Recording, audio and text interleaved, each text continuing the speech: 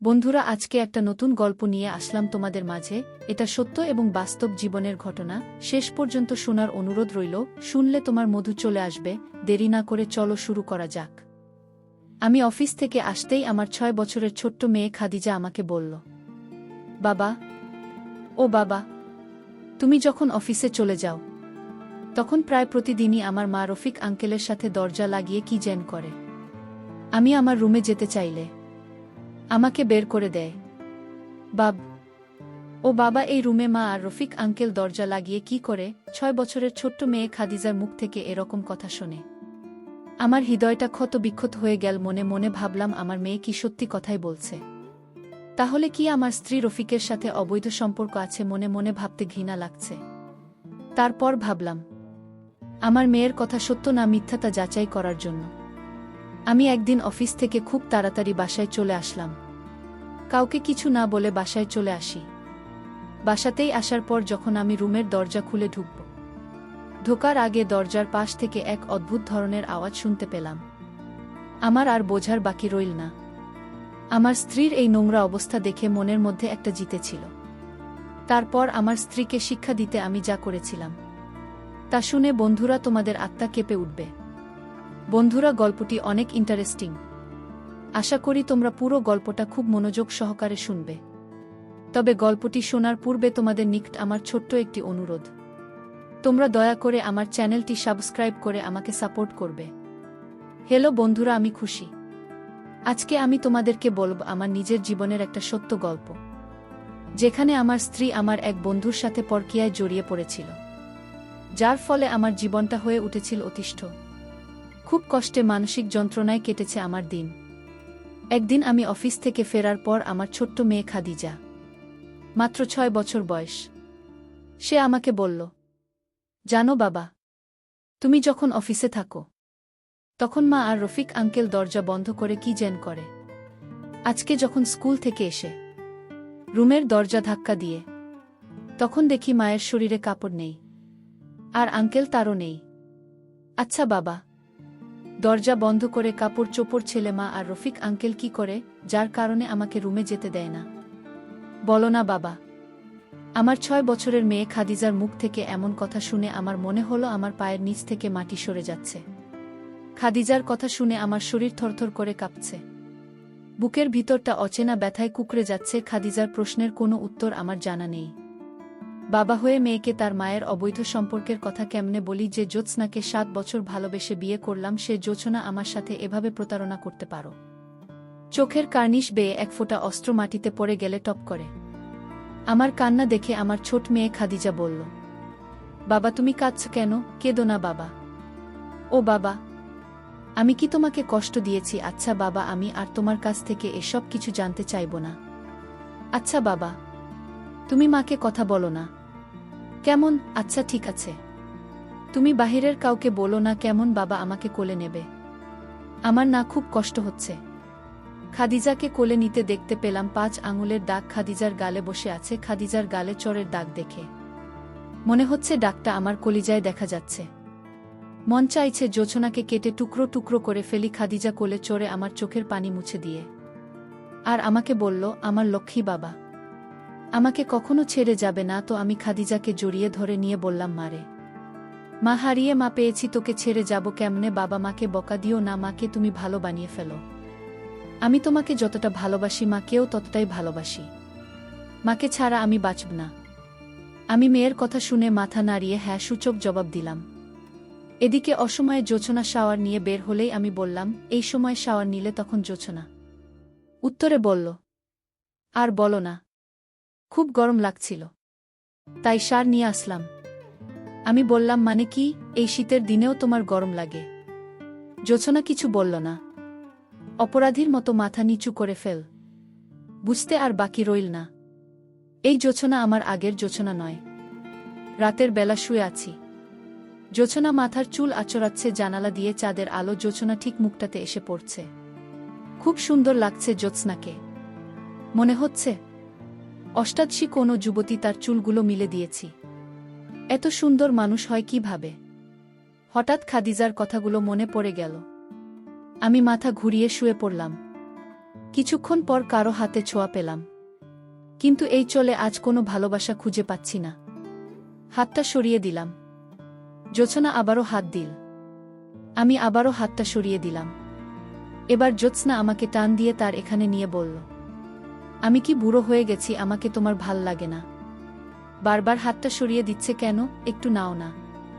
প্রথম যেদিন শক্ত করে ধরেছিলেন সেদিনের মতন আমি জোছনা থেকে নিজেকে ছাড়িয়ে নিয়ে বললাম, মাথাটা কেমন যেন করছে, আমাকে একা থাকতে দাও।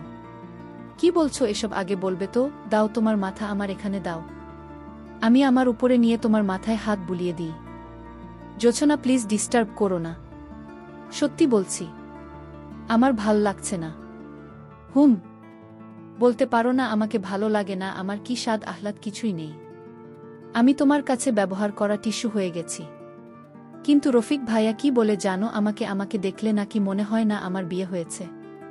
রফিক ভাই আরও বলে, আমাকে দেখতে নাকি 16-17 বছরের যুবতীদের মতো দেখা যায়। আমি বললাম, তাই বুঝি, তাহলে যাও তাকে বলো তোমাকে বিয়ে করতে। জোছনা কিছু না বলে উঠে চলে গেল। আমিও পাশ ফিরে শুয়ে আছি। কিছুক্ষণ পর টের পেলাম কেউ বিছানায় ফিকফিকিয়ে কাছে আর বলছে, আমি কি এমন করে ফেলেছি যার জন্য তুমি আমাকে এত কঠিন কঠিন কথা বলছে? অন্যজনের সাথে বিয়ে বসে যাইতাম, তুমি আমাকে এত কঠিন কথা কিভাবে বললে? সেসব ভাবতেও কষ্ট লাগে। জ্যোৎস্নার এরকম নাটক শুনে আমার বুকের ভিতরটা ফেটে যাচ্ছে, হৃদয়ে রক্তক্ষরণ হচ্ছে। যে জোছনা আমি রাগ করব ভেবে ক্যাম্পাসে কোনো ছেলের সাথে কথা বলতো না, আজ সেই জ্যোৎস্না মেয়ে রেখে অবাধ মেলামেশা করছে। আর এখন আমার কাছে সতীসাধ্যী সাহায্যে এসব ভাবতে ভাবতে কখন যে ঘুমিয়ে গেছি খেয়ালই নেই। সকালে ঘুম ভাঙতে দেখি আমি জ্যোৎস্নার একেবারে কাছে, আমার মাথাটা জোছনা তার উপরে। আমি জ্যোৎস্নাকে সরাতে চেয়ে পারছি না, জ্যোৎস্নার হাতটা সরাতে চেয়ে বুঝতে পারলাম জ্যোৎস্না জেগে আছে। আস্তে আস্তে জোছনা নিঃশ্বাস ভারী হয়ে আসছে। আমি যেন অচেনা কোনো মোহে আবদ্ধ হয়ে যাচ্ছি, একবার চেষ্টা করেও নিজেকে ছাড়াতে পারছি না। সেই সময় খাদিজার কথাগুলো মনে পড়ে গেল। জ্যোৎস্নাকে ধাক্কা দিয়ে সরিয়ে দিলাম। জোছনা এমনটা আমার কাছে হয়তো কখনো আশা করেনি। জোছনা বিছানা থেকে উঠে ব্যালকনিতে গিয়ে দাঁড়াল। জোছনা চোখের পানি টপটপ করে পড়ছে। রাতে কাজল দিয়েছিল, সেই কাজও যেন চোখের পানিতে জীবন্ত হয়ে উঠেছে। জোছনার কান্না আমার চোখে জল আনা। বিয়ের পর জোছনাকে এই নিয়ে 4 বার কাঁদতে দেখলাম। প্রথম দেখেছিলাম বাসর রাতে আমাকে ধরে কাঁদতে, তারপর দেখেছিলাম খাদিজা যেদিন জ্যোৎস্নার পেটে আসি, তারপর খাদিজা যখন আমাদের ঘর আলোকিত করে এই পৃথিবীতে আসলো, আর আজকে সেদিনের চোখের পানির সাথে আজকের চোখের পানি আর কোনোভাবেই মিলছে না। আজকের চোখের পানিটা মনে হচ্ছে চলমান ধূম্রজাল।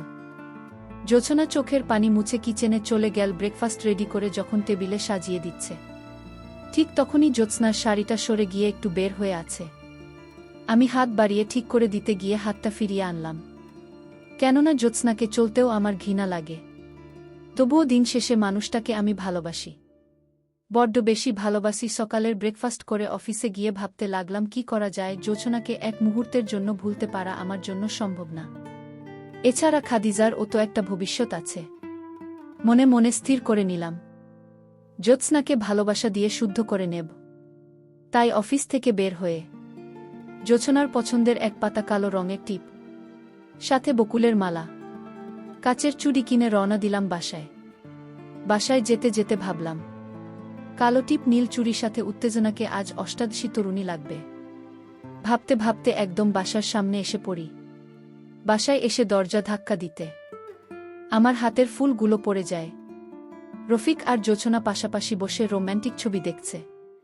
রফিক জোছনার হাত ধরে আছে আর জোছনা মুগ্ধ দৃষ্টিতে তাকিয়ে আছে রফিকের দিকে। জ্যোৎস্না আমাকে দেখে রফিকের হাতটা ছেড়ে দিল। আমি কিছু বলে ওঠার আগেই রফিক সাহেব আমাকে বলল, আরে জসিম ভাই কেমন আছেন? সামনের সপ্তাহে আমাদের অনির্বার তোলে, আপনি আর ভাবি যাবেন? আর হ্যাঁ, ভাবিকে কিন্তু অবশ্যই নিয়ে যাবেন। আমি কি ভেবে পাচ্ছি না, রাগে শরীর কাঁপছে। জোছনার নিচে পড়ে থাকা ফুলগুলো তুলে খোপায় জড়িয়ে নিল। এদিকে রফিক সাহেবের হতেই বুকটা কেমন যেন করে উঠল। জ্যোৎস্নাকে কিছু একটা বলতে গিয়েও বলতে পারলাম না। জোছনাকে ভালোবাসি, এক যোজনায় নিজের থেকেও বেশি। আর খাদিজা জ্যোৎস্নাকে ছাড়া তো কিছুই বোঝে না। জ্যোৎস্নাকে ছাড়া আর কোনো বিকল্প নেই। রাতে শুয়ে শুয়ে জ্যোৎস্নার সাথে কাটানো স্মৃতিগুলো মনে করছি।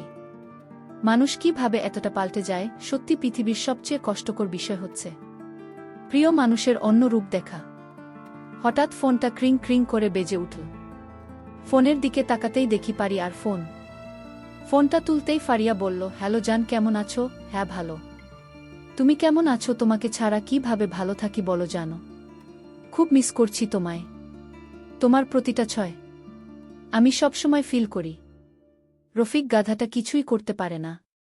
জানো আমি তোমাকে ভীষণ ভালোবাসি। আর হ্যাঁ, কাল দুপুরে বাসায় এসো, রফিক শহরে থাকবে না। রানীর জন্মদিনের গিফট কিনতে যাবে। আচ্ছা এই শোনো না, একটু মজা দেও আমায়, কাল মন ভরে আদর করব। ফোনটা কেটে পিছনে তাকিয়ে দেখি জোছনা দাঁড়িয়ে আছে। জোছনার চোখের কার্নিশ বেয়ে জল পড়বে পড়বে ভাব। নীরবতা ভেঙে আমিই বললাম, কিছু বলবে? তুমি তো ডিনার করেনি। অফিস থেকে আসার পর থেকেই দেখছি যে তোমার মন খারাপ। খাবে না? খাদিজা খেয়েছে। হুম, ওকে খাইয়ে ঘুম পাড়িয়ে দিয়েছি। আচ্ছা তুমি শুয়ে পড়ো, আমি খেয়ে নিচ্ছি। জোছনা কিছু না বলেই শুয়ে পড়ল। টেবিলে গিয়ে বসতে দেখি 2 প্লেটে খাবার দেওয়া, বুঝতে আর বাকি রইল না যে জ্যোৎস্না খায়নি। আমি খাবারটা শেষ করে বিছানায় গা এলিয়ে দিলাম। বিছানায় শোয়ার কিছুক্ষণ পর বুঝতে পারলাম জ্যোৎস্না চাপা কান্না করছে। মন চাইছে জ্যোৎস্নার চোখের জলটা মুছে দিয়ে টেনে নিয়ে, কিন্তু শফিক সাহেবের কথা মনে পড়তেই বুকটা দুমড়ে মুচড়ে গেল। সকালবেলা ঘুম ভাঙতেই দেখি জোছনা আমার উপরে।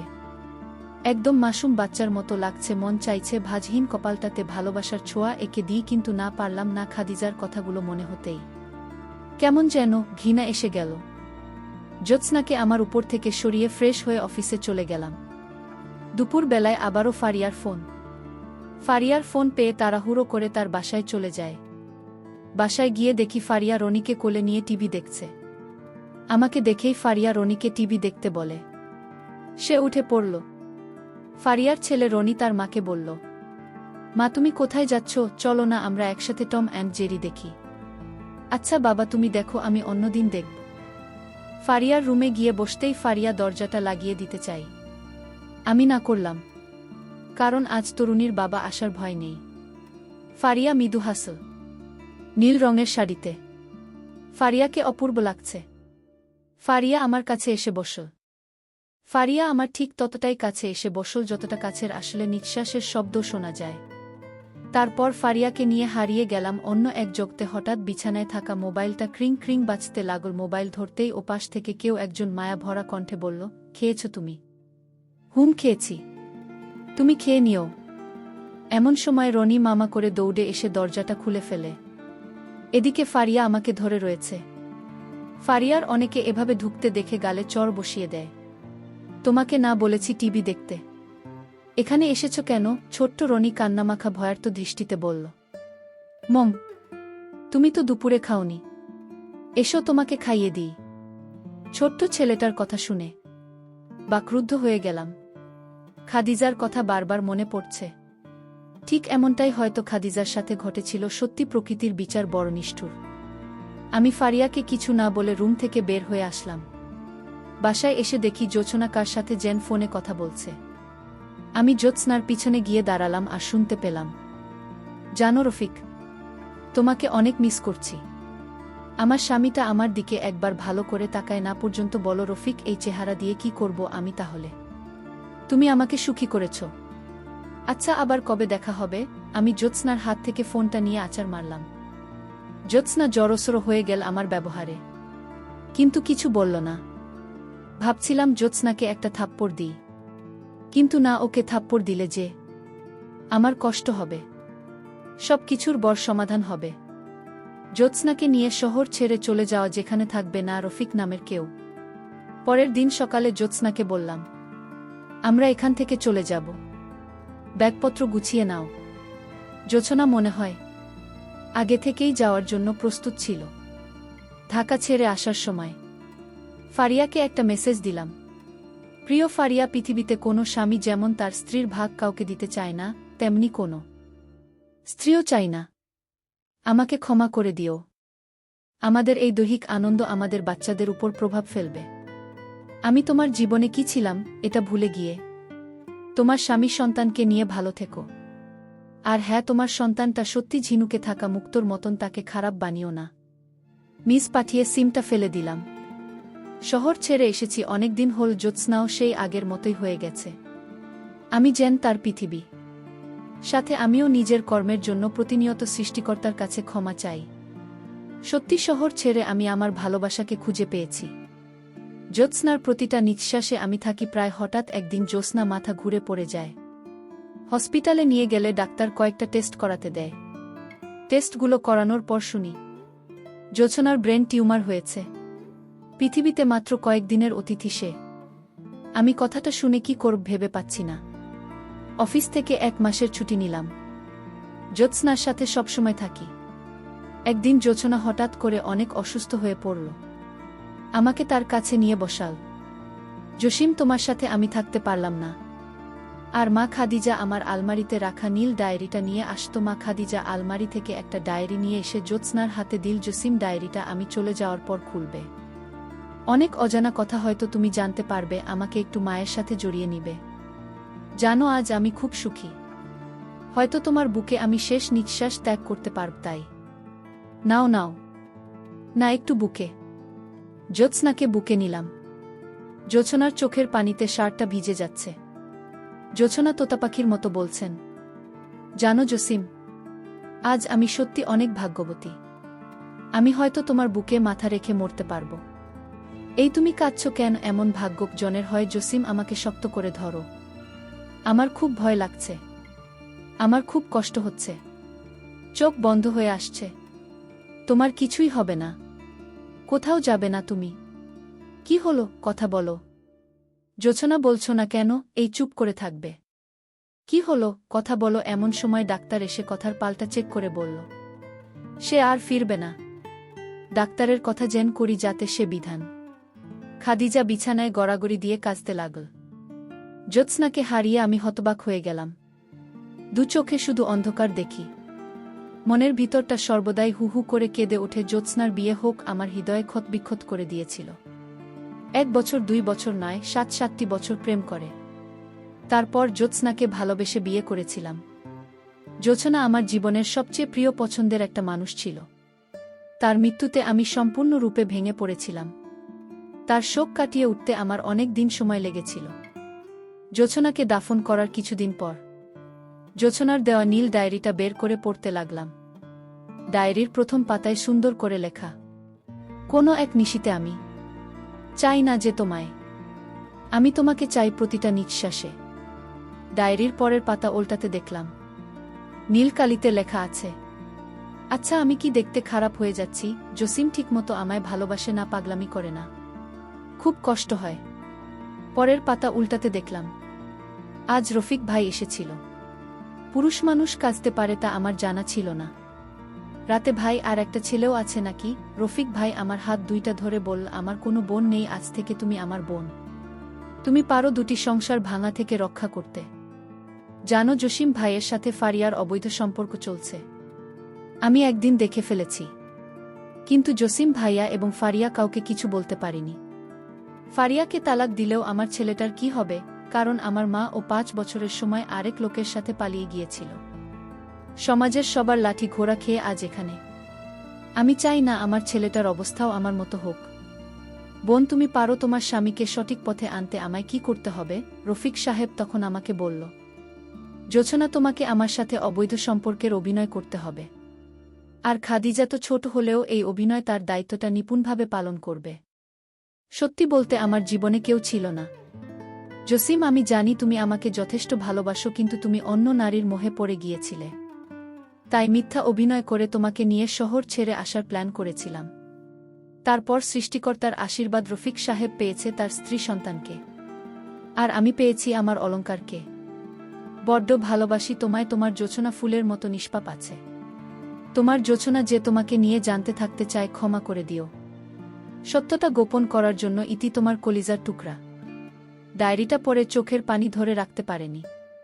চোখের পানিতে ডায়েরির পাতাগুলো ভিজে যায়। পাশে দাঁড়িয়ে খাদিজা কাছে। কি হলো না, কাঁদছিস কেন বাসরি? সেদিন তোমাকে মিথ্যা বলার জন্য আমি আমার ছোট্ট মেয়েটাকে ধরে বললাম। মালেশ্বরী কেন বলছিস? খাদিজা কিছু না বলে আমাকে ধরে কেঁদে দিল। আমি নীল ডায়েরিটার দিকে ভালো করে তাকিয়ে মনে মনে বললাম, বাকিটা জীবন তোমার স্মৃতি মনে করেই কাটিয়ে দেব। হৃদয়ে থাকবে নীল ডায়েরির ভালোবাসার গল্পটা। বন্ধুরা, আজকে এই পর্যন্তই। আবারও আসব তোমাদের মধ্যে নতুন কোনো ভিডিও নিয়ে। ভিডিওটি যদি তোমাদের ভালো লাগে তাহলে একটি লাইক দাও। প্রতিদিন আমি তোমাদেরকে একটা করে নতুন গল্প উপহার দিব, তাই তোমাদেরকে অনুরোধ করে বলছি, তোমরা যদি এরকম ধরনের ইন্টারেস্টিং গল্প পেতে চাও তাহলে দয়া করে আমার চ্যানেলটি সাবস্ক্রাইব করো। পরিশেষে তোমাদের সকলের সুস্বাস্থ্য কামনা করি। ভিডিওটি দেখার জন্য তোমাদের সকলকে অসংখ্য ধন্যবাদ।